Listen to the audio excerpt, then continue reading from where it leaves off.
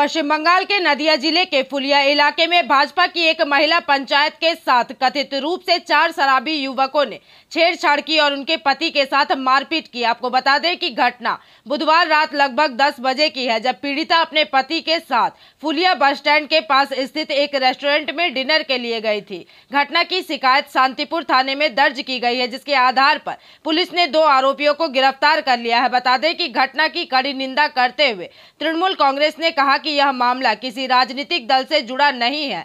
सबसे पहले वह एक महिला है और किसी भी महिला के साथ ऐसा व्यवहार अस्वीकार्य है। दोषियों को सख्त सजा मिलनी चाहिए। वहीं भाजपा ने इस घटना को राज्य की बिगड़ती कानून व्यवस्था का परिणाम बताते हुए आरोप लगाया कि तृणमूल शासन में महिलाओं की सुरक्षा खतरे में है। आरोपियों के सत्तारूढ़ दल से जुड़े होने की भी आशंका है। यदि सभी आरोपियों की गिरफ्तारी जल्द ही नहीं की गई तो भाजपा बड़े पैमाने पर आंदोलन करेगी। फिलहाल 2 आरोपी हिरासत में है और बाकी की तलाश जारी है।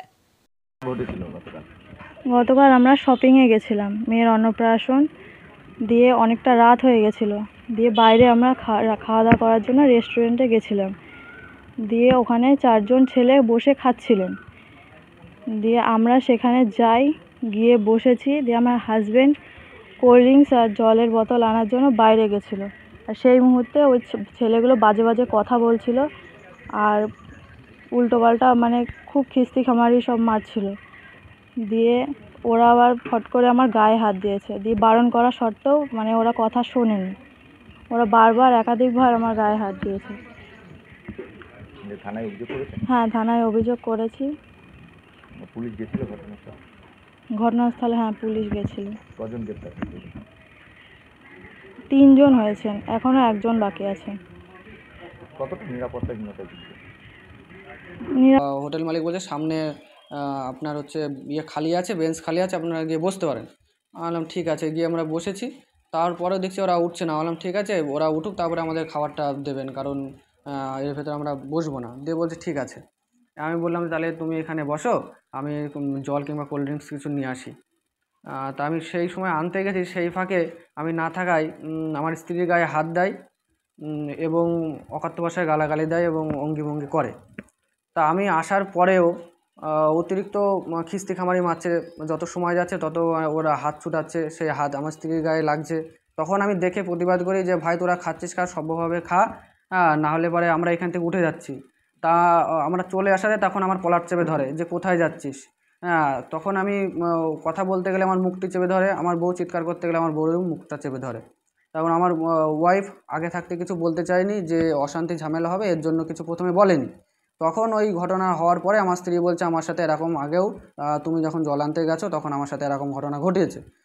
একটি ঘটনা যেখানে পঞ্চায়েতের মেম্বারও সুরক্ষিত নয়, নিরাপত্তার অভাবে ভুগছেন, সেখানে পরিবারের সঙ্গে খেতে গিয়ে হাজব্যান্ডের সঙ্গে সেখানে গিয়ে শিলধানি হচ্ছে, মারধর খেতে হচ্ছে।